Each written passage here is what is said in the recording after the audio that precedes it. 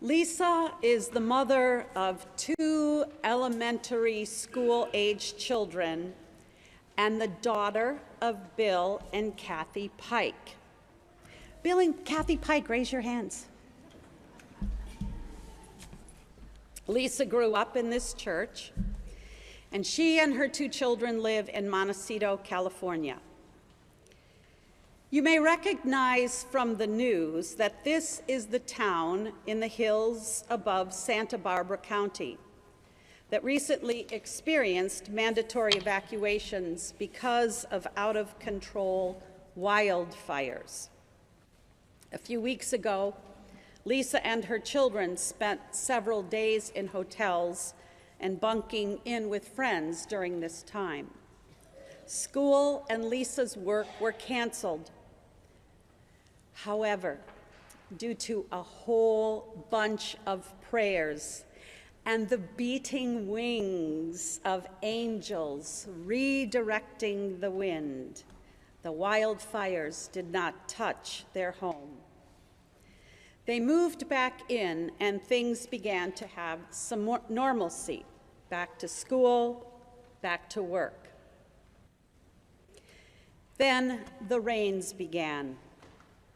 And now Montecito is in the news for mudslides and flooding.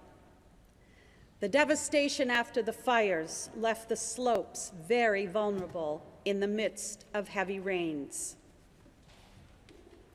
A few nights ago, Tuesday at 4 a.m. in the morning to be exact, everyone was asleep in their beds.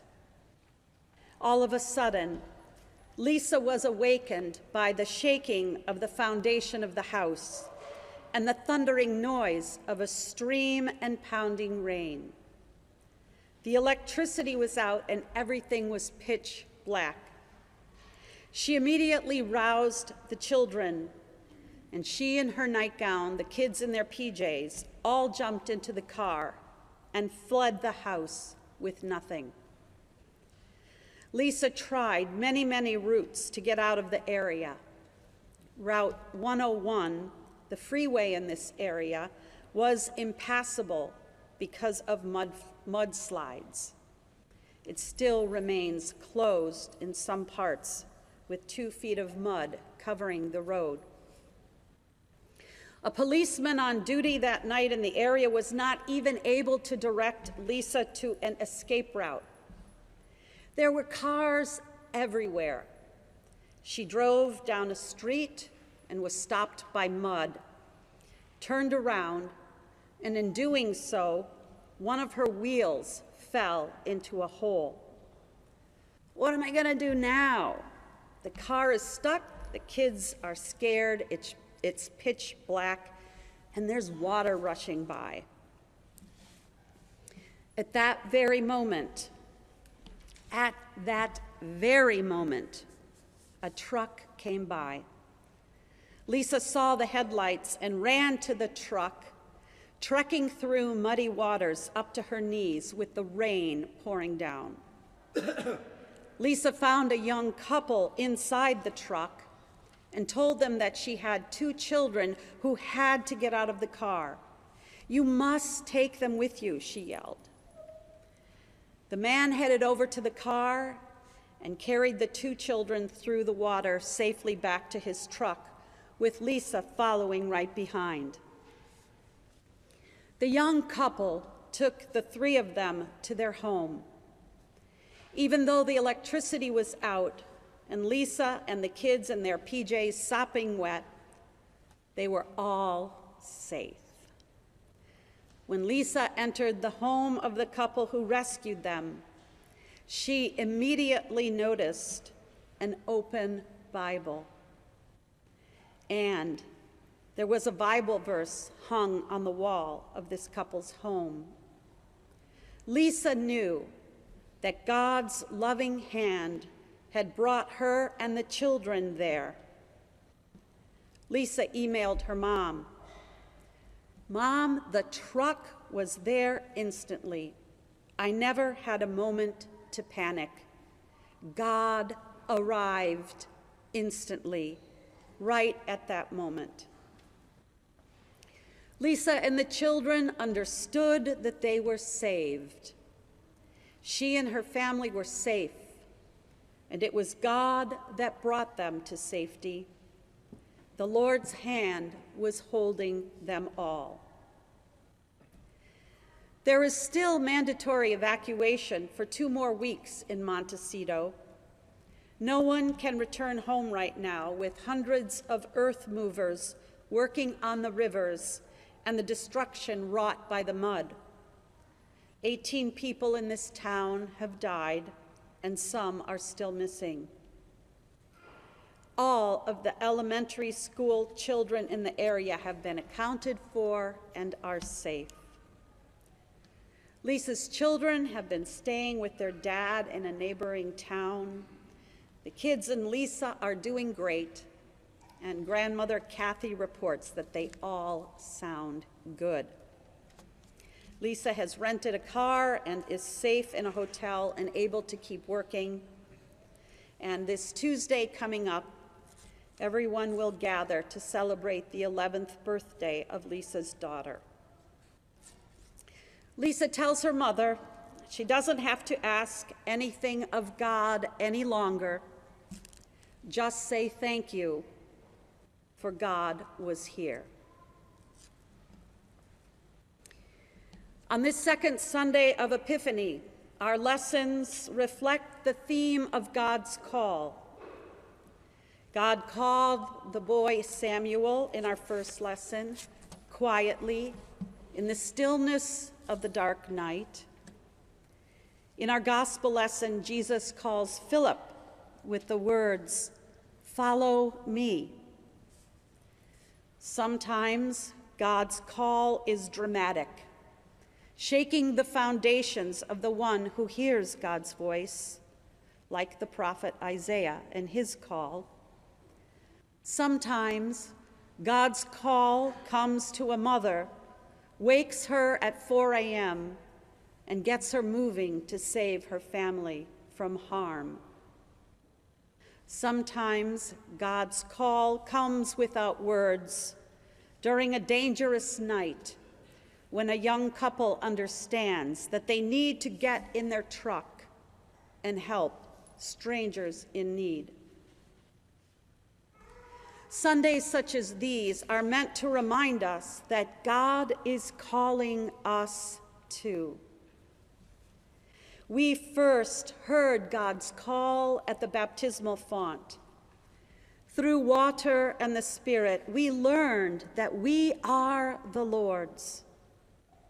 And because we are the Lord's, God invites and calls us into a relationship with Him and into work that makes all the difference in the world.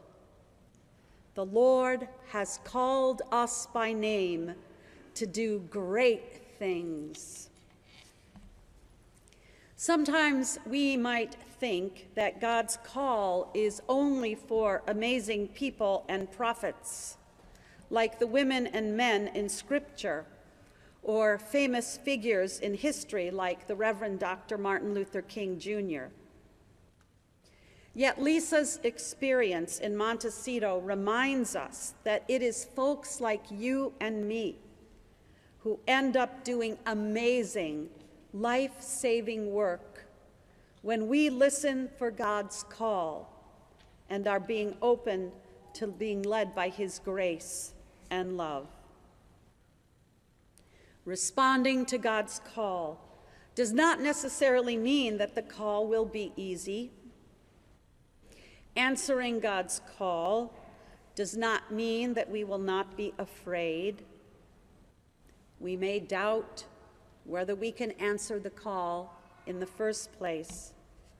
We wonder if we will be able to hang in there if things start to get messy and chaotic. Yet whenever God calls us, God also promises the help to accomplish the work. Like Lisa and the couple battling the elements in the middle of the night, hearing the rushing, life-threatening water as they pulled the children out of the car to safety, I am sure they were all praying, "Lord, be with us." To answer God's call does not mean that we leave our humanity with all its fears and doubts and panicked hearts behind. Jesus came to show us that in the midst of this confusion and chaos, we are never left alone. In the midst of God's call is the promise and the certainty of God's protection and power. On this weekend, when we as a nation remember the prophetic work of Dr. King, it is heartening to know that he too had misgivings about his call and work. This is an excerpt from one of his writings. I was ready to give up. With my cup of coffee sitting untouched before me, I tried to think of a way to move out of the picture without appearing a coward. In this state of exhaustion, when my courage had all but gone, I decided to take my problem to God.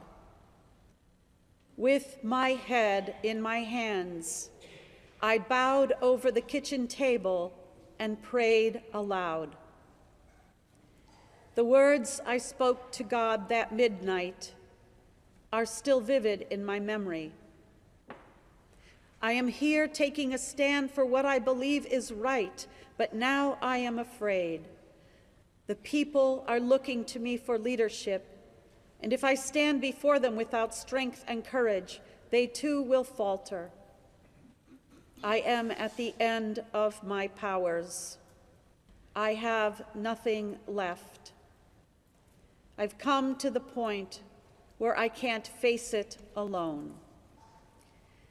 At that moment, I experienced the presence of the divine as I had never experienced God before. It seemed as though I could hear the quiet assurance of an inner voice saying, "Stand up for justice, stand up for truth, and God will be forever at your side." Almost at once, my fears began to go. My uncertainty disappeared. I was ready to face anything. Like Dr. King, like the couple looking for stranded neighbors in the driving rain, like Lisa escaping with her family and with fierce resolve, moving her sweet children to safety. All these women and men did what it took to get the job done. They answered the call of God. May God give us grace to do the same. Amen.